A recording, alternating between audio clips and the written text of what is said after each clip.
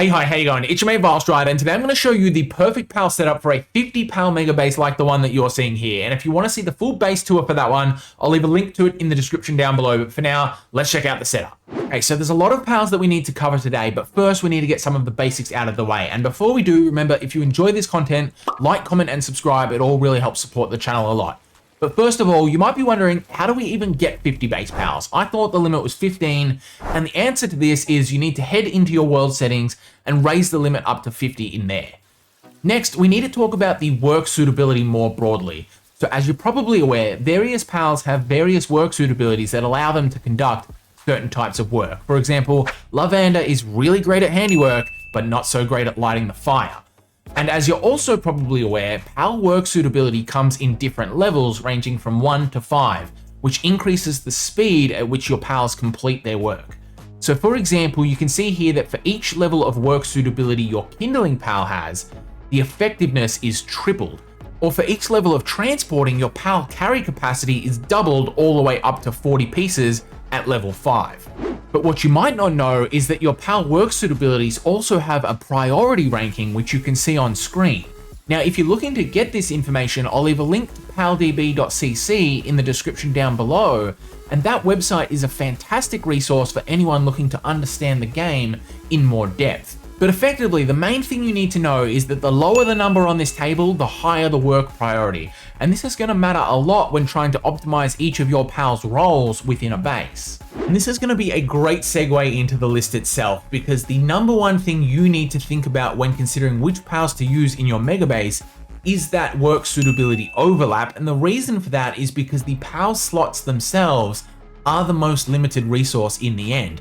Now, the other thing you can think about is the actual production outputs, but I'm going to be completely honest, this one really doesn't matter a lot. And I know there's a whole lot of talk online, and it's a very popular discussion as to which PAL is the absolute best at a particular work suitability. But in the end, having a PAL that is 5% or marginally better than some other PAL isn't going to matter a single bit. And the reason for that is because in palworld, even a semi-optimized endgame setup is going to result in an excess of materials that you're never going to use. So if you're being told that one PAL is 5% better at mining than another PAL, all that's realistically going to end up meaning is that instead of 1 million excess ore that you're never going to use, you're going to end up with 1.05 million excess ore that you're never going to use. So I wouldn't worry too much about finding the absolute optimal PAL for a particular work suitability.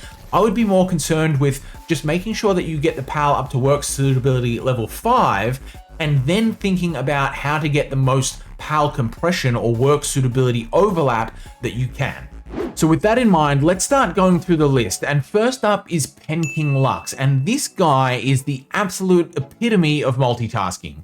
Within my base, this guy's primary role is going to be electricity generation, and you may recall from the priority list we looked at earlier that electricity generation is one of the highest priorities, so we can rest easy knowing that King is always going to focus on this as it's required. But beyond that, if he does have any downtime from the electricity generation, King is also going to be able to do a bunch of watering, transporting, mining, and handiwork. However, you're going to notice that I have mining turned off within the monitoring stand, and that's because I don't ever want King to focus on mining over transporting, given that mining has a higher priority than all forms of transporting other than transporting food. Now, a really important point to note here is that I almost never play during the in-game night, so having a dark or nocturnal PAL in this slot isn't as valuable to me as these extra work suitabilities. But if you do play using the default day-night cycle and you don't skip the night, then I would recommend Dazzy Noct or Hellzephyr Lux in this slot instead, because they're both at least going to do the electricity production and the transporting. And before we move on, I just want to quickly touch on the passives while we're here, because this is the setup that I'm using on all of my base PALs that care about the work speed. So it's going to be Remarkable Craftsmanship, Serious, Artisan, and Work Slave. Now, if you really want, you can swap out Serious for Nocturnal, and thanks to the PAL surgery table, you can flip-flop between these nice and easy. Next on the list is Vanworm Christ, and this is the only cooling PAL that I have in the base, and the reason for that is that, like electricity generation, cooling is not even close to being a full-time job. So one cooling PAL gets the job done just fine. And it's important to point out here that I actually don't use a cold food box at all, and the reason for this is because once you get to the end game, food decay becomes a problem of the past, given the excesses that you're going to end up with anyway. So it's much more valuable to just use this slot for something else and just suffer those small losses from food decay that you're never even going to notice. However, the biggest problem with cooling pals is that the priority on cooling is so low. In fact, it's actually dead last, so unless you turn almost all of the other work suitabilities off, your pal is likely to never even touch the cold crushers.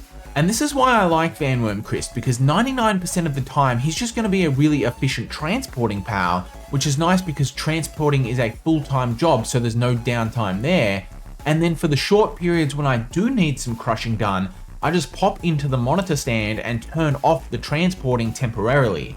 Other pals that I've considered for this slot were Waluska Ignis, because he could hop between kindling and cooling, with the idea being that he would do all of my queued up kindling first, and then when that's done he'd move on to any queued up cooling. But the problem here is still the fact that neither of these are full-time jobs, so there's still going to be a ton of idling time. Or if you wanted to, you could use the regular Pen King in this slot because he's also really great at multitasking, but with this one you're still going to run into the same issues with Vanworm, where he'd never touch the cooling because of all the other jobs that have higher priority and in some cases are full-time.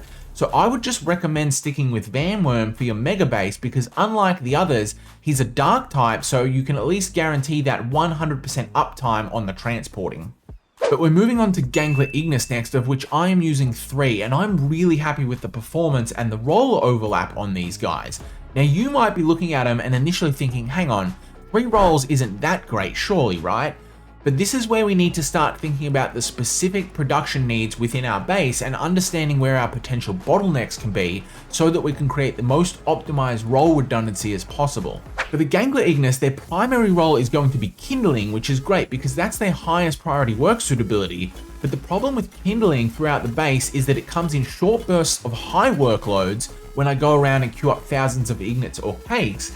But then as they complete that work while I'm busy doing other things, they need to move on to other tasks that are more full-time, and watering is the perfect secondary option because it's still in high demand throughout the base in the form of skill fruit trees, crops, and the mill. And then beyond that, if you really need them to, you can have them do a bunch of transporting, but watering is so critical within this mega base that I actually turned off the transporting so that they wouldn't get stuck in loops of carrying food items instead of watering. And speaking of the importance of watering, next on the list are the Gelroy and Jelliette, who I have dedicated exclusively to watering. And these guys are great because their partner skill gives them a boost to work speed while you have the other in base. But the nice thing is you only need one Gelroy or Jelliette to activate the buff on all the others in base. So if you can, you want to work it like this, where you have just one Jelliette and then the rest are all Gelroys, because Gelroy is just going to be strictly better given that it's a dark type and they have one extra work suitability than Jelliette. Now I've dedicated a total of 4 slots to this because, like I mentioned when talking about Gangler Ignis, there is a lot of watering to be done around the base, and the skill fruit trees especially take a long time to water. So given that I've got 23 of those, the more watering pals the better. And just remember, with these guys you will need to give them the work suitability books to get them up to watering level 5. Next up is Shroomer Noct, and this guy is another mixed bag with a ton of roll compression. However, the main reason you want Shroomer in your base is for its ability Swooshy Spores, which is going to slow down the rate that your pals lose sanity by 15%, which is going to mean that all of your pals take fewer sanity breaks and therefore have higher production outputs. And it's a pretty easy choice to go for Shroomer Noct here over the regular Shroomer because it's just going to give you that free Nocturnal bonus, all else being equal. Moving on to Prunelia next, and this is another one that's in contention for MVP thanks to his partner skill, Prayer for the Abundant Harvest, which is going to increase the yield from all of your crops. And yes, this effect does stack, making these guys the best food production pals in the game.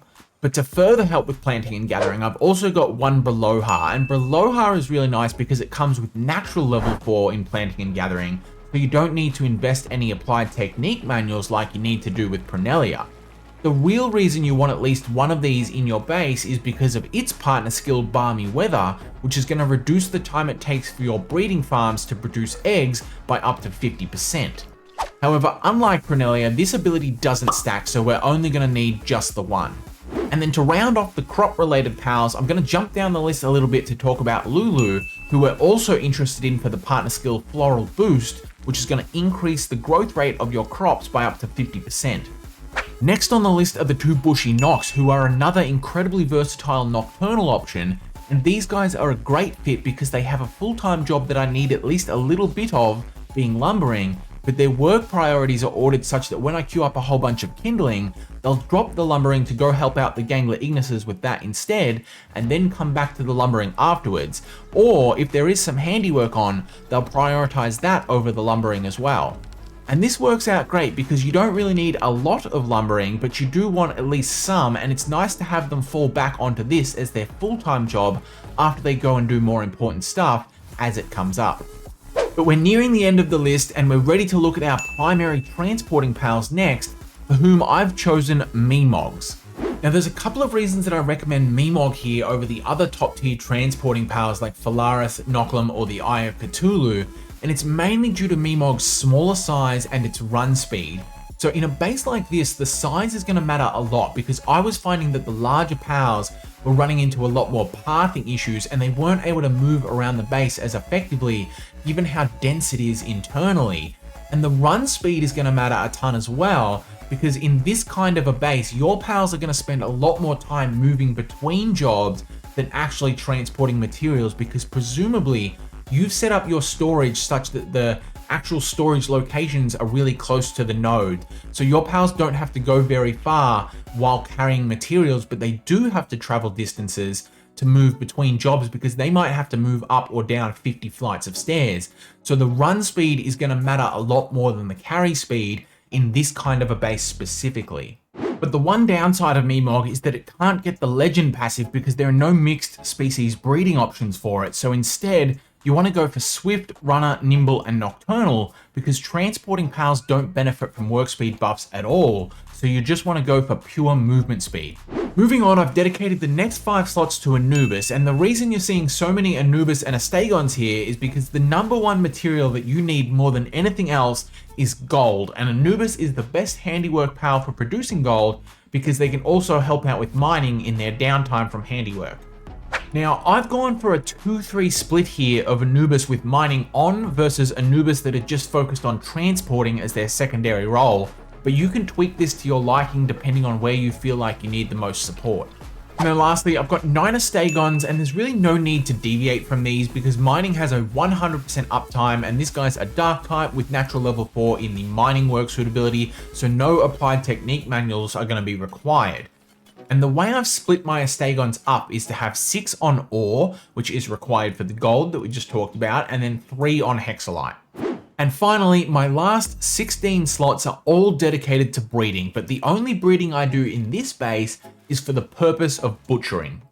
And again, you can mix these ratios up to your liking, but the balance I've been liking so far is 1 pair of Mammarist, 4 pairs of Walaska, and 3 pairs of Anubis.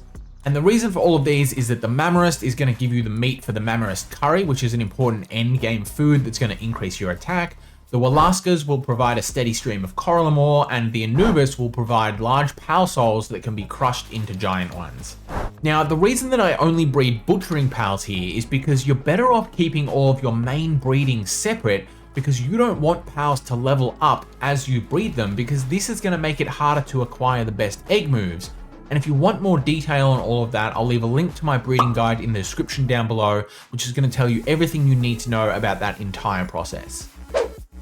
But that's all of the pals on today's list. Let me know in the comments down below what you thought of the setup and if you've got any further ideas for optimization. And if you want any of the pals that you saw on today's list, feel free to join the community Discord, which I'll leave a link to in the description down below, where we do regular giveaways. So just reach out to me in there and let me know which pals you're after. And lastly, if you want to build the base that we've been looking at today for yourself, the build guide for that is going to be coming once I reach my 5,000 subscriber goal. So if you want to see that, remember to hit that subscribe button. But otherwise, thank you guys for watching. I'll catch you next time. Have a good one.